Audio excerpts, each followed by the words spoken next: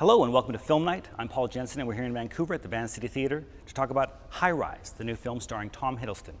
We also have a special guest with us today, the director himself, Ben Wheatley. Now he's a writer, director, and editor, and he's one of the most talked about filmmakers working today. He started off online, getting his break through YouTube, made his way into British television, and has made acclaimed thrillers like Kill List, A Field in England, and Sightseers. Now we're thrilled to have him here today, and his next film actually is going to be executive produced by Martin Scorsese, and it's called Free Fire, starring Oscar winner Brie Larson. But his latest film, High Rise, is part sci-fi thriller and elements of horror. So let's hear what he has to say.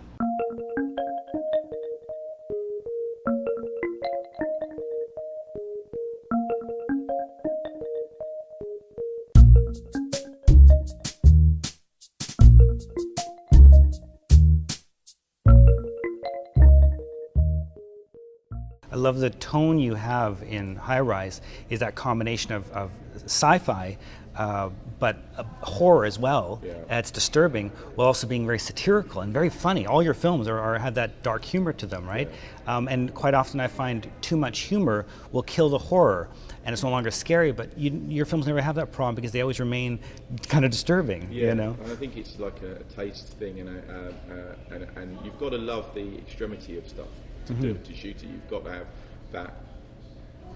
And I always think about stuff like Paul Verhoeven's movies when I think about that, but also the Cronenberg stuff. I think History of Violence has that, where it goes from being like a normal thriller then to being like body horror and back out again, and he doesn't have a problem missing a beat when he does that. Yeah. And I think that was always, and and Scorsese does that as well, and you kind of go, well, that's why I pay my money to go in the cinema, because I want to be taken somewhere that I didn't necessarily think I was going to go. And though sometimes I just want to watch a film, a genre film which I'm totally comfortable in, and it's popcorn and I think about it, but it's kind of a waste of time, you know. You want to be taken by the throat and shown something. For all its inconveniences, Lang was satisfied with life in the high rise, ready to move forward and explore life. How exactly? He had not yet decided. I'm so sorry. I'll survive. I thought you were empty. I just moved in. You're an excellent specimen. Why don't you come up later and have a drink? You don't know how things work around here, do you? I'm a fast learner. You built all this. I put all my energies into this town, but I am the architect of my own accident. Is that a horse? Probably. On the 40th floor. Your husband appears intent on colonizing the sky. And who can blame him when you look at what's going on at street level? J.G. Ballard's novel, obviously, my first impression of J.G. Ballard was Empire of the Sun, you know, when I was a kid seeing Steven Spielberg's film. But then I fell completely in love later on with David Cronenberg's Crash, which is one of my favorites. So at what point did you see that book on your shelf and say, I've got to make this film? Like, this is something I need to tell. Yeah, I mean, I'd read it when I was a kid and really enjoyed it. But it was very much science fiction when I read it. But when I came back to it, a few years ago, it felt like it was just what was happening now, and that was awkward. Yeah.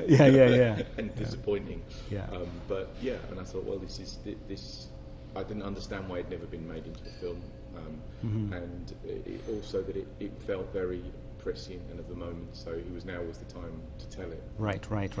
And was there a bit of excitement? Your wife wrote it, right, Amy? And was there excitement in terms of, all right, we're going to make this film, and since it's not your typical, telling a story narrative, it's these impressions. There's almost, you might say, impressionistic film. You come out of it remembering many, many moments, and it's very cinematic, and that's exciting. It might alienate some audiences because they feel like there's nothing for them to cling on to in terms of a story, but it ends up becoming very. I would argue against that. I would say that there is a story in it, and it's just it's that there's Ballard stuff is a bit like. It has this thing of like being B-movie. It's like a B-movie, and a lot of his stories are like that. And they're very simple B-movie narratives. So that, I mean, the actual narrative of High Rise is you know, the kind of fall of the building, and then the various characters trying to assert themselves within that building, and the moving up and moving down within the building. So if you strip it right back to what it actually is, it's potentially Die Hard, or it's potentially Towering Inferno. It's not much, and those films have very simple narratives that are like that. You know? Right. So I think, and then when you look at other horror cinema, like you say, you look at The Shining, which is a very simple story, which is like, you know, they go to the hotel, he goes mad straight away. There's no build up to it. He's there and he's bonkers, and then he starts hallucinating, and then he tries to kill them. That's all that happens in The Shining. On its most simple version of the plot. Right. But then that is a kind of a net that's then hung a lot of complicated and sophisticated ideas, and I think that's what High Rise is to me. Ever wanted something more? Ever thought there could be a better way to live free from the shackles of the old, tired world? This development is the culmination of a lifetime's work by esteemed architect Anthony Royal. The high-rise has 40 floors of luxury apartments filled with every modern convenience.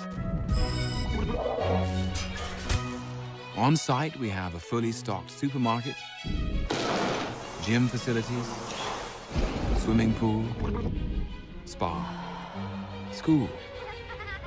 There is almost no reason to leave. People from all walks of life are here too. There are many opportunities to make new friends, possibly fall in love.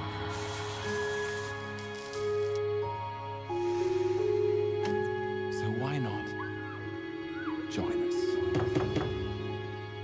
What I loved about it, in particular, was the editing and the music and the way it all came together. Clint Mansell's score I thought was phenomenal, and because the movie has all these little vignettes, there's a lot of repeat value in the movie because you remember these moments that you want to experience again. It becomes more of just an experience as there obviously is being told a story. And so as far as genre goes, because I understand now with Free Fire, maybe it's a little bit more genre than what you've done previously. Is genre trying to find a little bit of a balance between more artsy filmmaking and more commercial filmmaking, you might say? Because genre has certain conventions? I think I don't necessarily kind of differentiate between art house and commercial. I like all types of cinema, so and I'm happy to see them all mixed up and chopped about.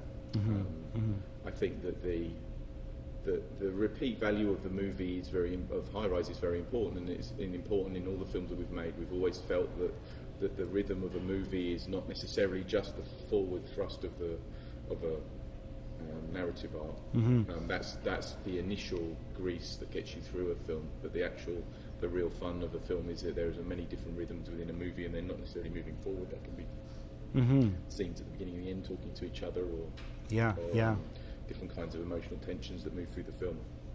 And my favourite kinds of movies are films I can go back to again and again.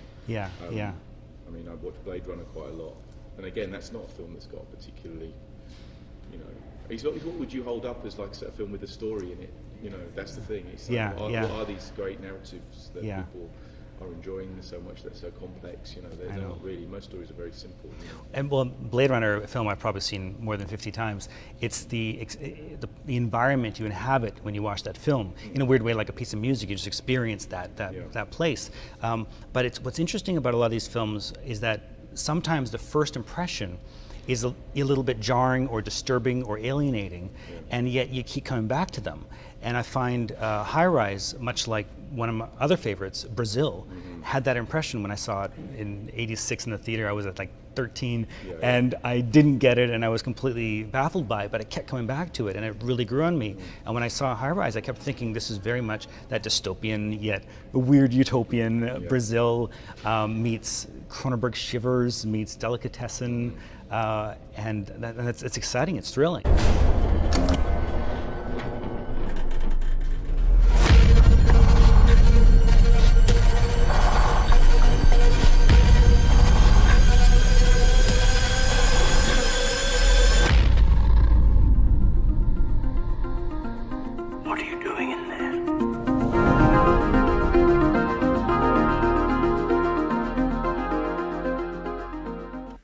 One of the incredible things about High Rise is the cast.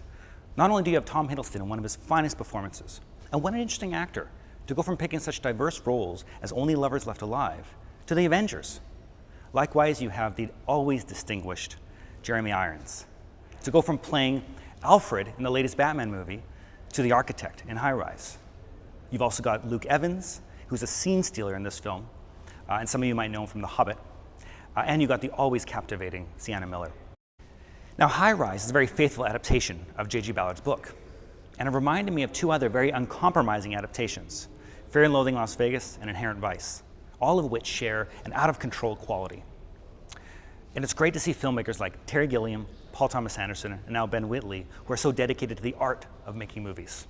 So I asked him, what is it about film that appeals to him so much? How did he fall in love with it? This is what he had to say.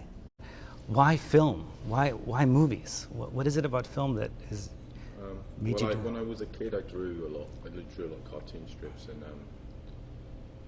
I think there's that thing you hear about, which is like, you know, with someone like a lot of directors start off on Super 8, and they kind of they get filmed, given to them by their parents, and then they make films all their lives and right up into it. But you have to have a certain amount of money to do that, and we never had anything like that. I didn't even see a camera till very late on. But I had the instinct to do like sequential story, narrative drawings and stuff like that. And I think I drew and drew and drew, because that was the only way, the only thing I could get my hands on, because everyone can afford a pencil. Yeah. And over time, I realised what it was, and it wasn't comic books; it was film. And I started to look at when I was at high school, I was starting to understand that's what it was. But still, to get hold of cameras and stuff was very expensive and not possible. So it wasn't really until I was at university that I started to actually be able to make stuff. But it had been something I'd kind of been moving towards since I was quite small. Yeah. So it's interesting from a visual background, because one thing, it's been said that all any movie can ever hope to do is to leave you with one or two lasting impressions that kind of stay with you for your life. And your films, more than telling a traditional narrative, they have that kind of very visual, very lasting impression. For example, with High Rise, when I think of it, I think of Tom Hiddleston's character trying desperately to remain sane in this kind of insane world. As the High Rise gets more and more chaotic, he's us. He's the everyman, just desperately trying to find some kind of routine. And the one image that comes to mind first with High Rise is him fighting over the can of paint, which is just such a desperate scene, and yet it's funny and it's genuine. Prone to fits of mania, narcissism, and power failure. We pay the same charges as the top floors. We want our fair share of the power. Things would be better if we could afford to move to a higher floor. I think we should be prepared to meet moderate resistance. The ones who are the real danger are the self-contained types like you. Perhaps you're right. What are you doing? What are you doing in there? Teething problems. Building's still settling. Doesn't it seem odd that a man can fall from the 39th floor and not one police car turn up? Where's the sirens? What have you got there? A kaleidoscope. What can you see through that thing? The future.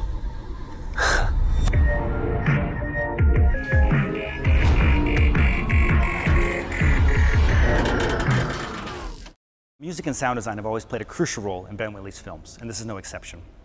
You have the great composer Clint Mansell, whose score is marvelous, and he's the composer who worked on both Requiem for a Dream and Moon.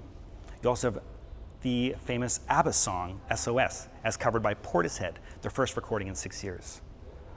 Now, one of the key collaborators with Ben Wheatley is, of course, his co-writer and editor, Amy Jump. Now, it's particularly endearing hearing how he raves about her, because she's also his wife. And it's wonderful to see them join an esteemed tradition of husband and wife teams, from Peter Jackson and Fran Walsh to George Miller and Margaret Sixel. With each film, they continue to show their dedication and passion for cinema. But it's not always easy to continue to work in movies. It's a constant struggle between art and commerce. High Rise is one part La Dolce Vita, another part Caligula. So here are Ben Wheatley's final thoughts on the challenge and film as both art and entertainment. I mean, I would say that cinema comes from two positions, one of them being the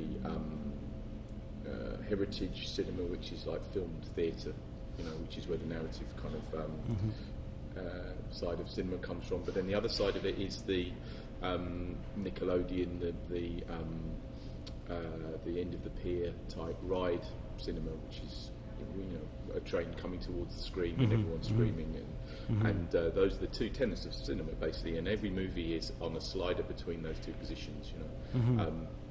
With something like Transformers, which is a train coming towards the screen kind of a movie, and then you've got stuff that is much more narrative based, which is much more like kind of television basically, or like theatre, you know.